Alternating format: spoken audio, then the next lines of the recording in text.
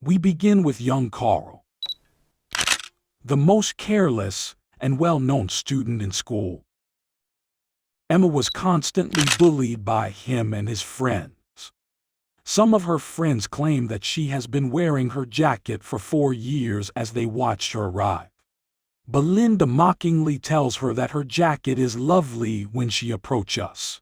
Emma thanked them sincerely, but they laughed ironically and mockingly. Carl was joking with one of his friends in the evening when he forced him to climb onto the roof of a factory and jump into the water. Carly was pushing him when he stood up, and he could have died. Carl jumped and saved him. Kelly, the school principal, decides to punish him by forcing him to participate in mandatory church activities after school, such as cleaning the school, teaching students with special needs, and performing in the school theater. At the same time, he must end his relationship with Belle Hannah. Emma tried to talk to Carl on his way to a teaching activity for students with disabilities another day, but he ignored her. Carl was trying to avoid participating in a spring play activity when the teacher forced him to participate and gave him a script to rehearse and perform in the theater. Carl and Emma get into Carl's car. Carl tells Emma on the way that her life revolves around the things she does.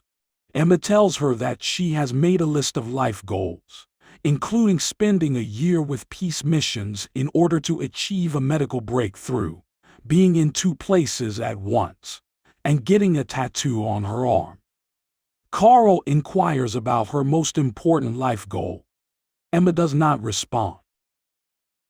Carl approaches Emma the next day at school and proudly asks her to assist him in memorizing a play script.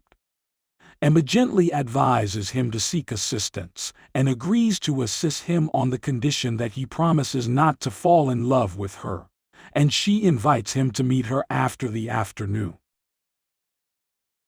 Emma's father is a church minister who dislikes Carl because he is a spoiled and thoughtless young man. Carl visits Emma to assist her in memorizing the script for the play. Carl was driving his car late at night when he noticed Emma driving into an empty lot near the cemetery. Carl is taken aback and gets out of the car to pursue her. When he approached her, she invited him to accompany her to see what she was up to. He discovered her using a telescope, and she informed him that she had been doing it since she was 12 years old. She also stated that she intends to construct a larger telescope to observe the star as it approaches Earth in the spring. Carl and his friends greet him at school the next day, and Emma invites him to meet her after school. Carl is embarrassed. He does not want Emma's boyfriend to be known.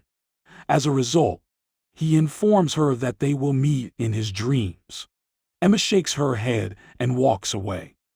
Carl goes to Emma's house after school to help her memorize a play script. Emma slams the door in front of him. Carl begs her to let her in. Carl tells Emma that he wants her to help him memorize the theater script so that he can give a good performance. Emma informs him that he wishes to be her secret boyfriend and that no one should see them. Carl responds by saying, yes. Emma told him that she thought he had changed for the better, but she was mistaken, and then she shut the door. She then walks away from him completely. Carl eventually goes to the hospital to apologize to the young man who blew him out of the factory. Carl performed admirably on stage in front of Emma, who shone with beauty, acting, and singing.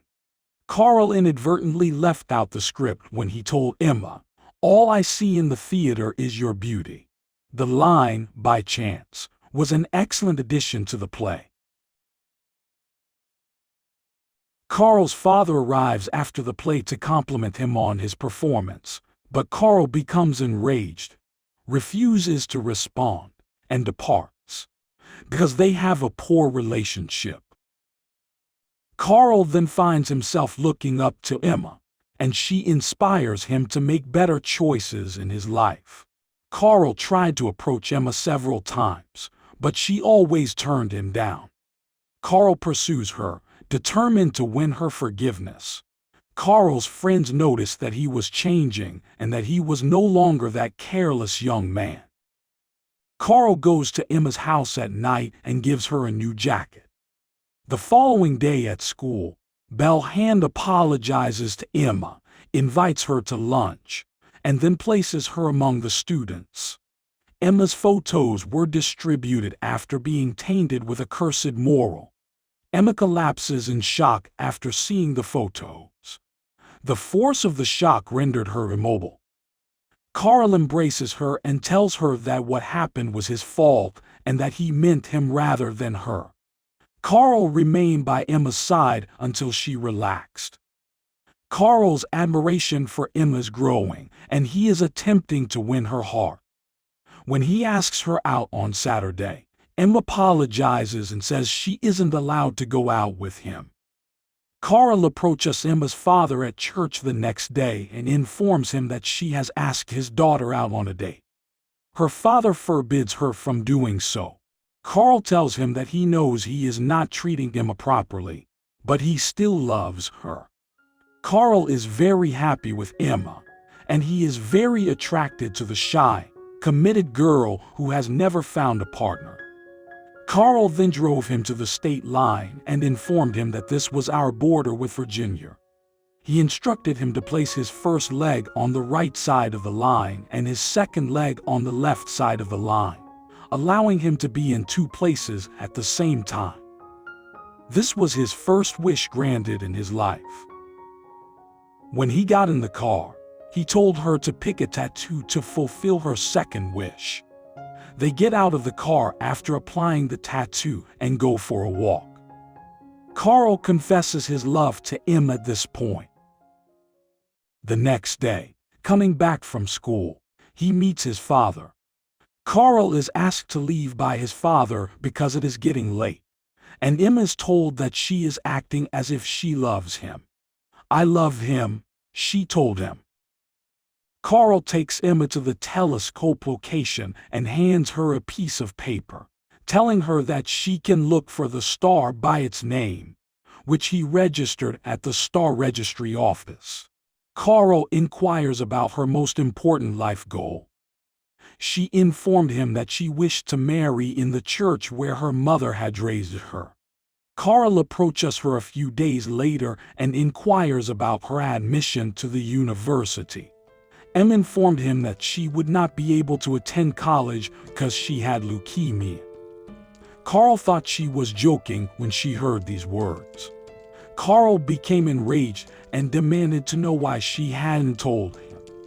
She told him she found out about her disease 2 years ago and had tried to live her life normally since then.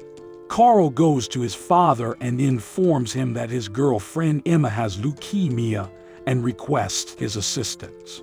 Her father informs her that he is unaware of her condition and has no knowledge of her illness.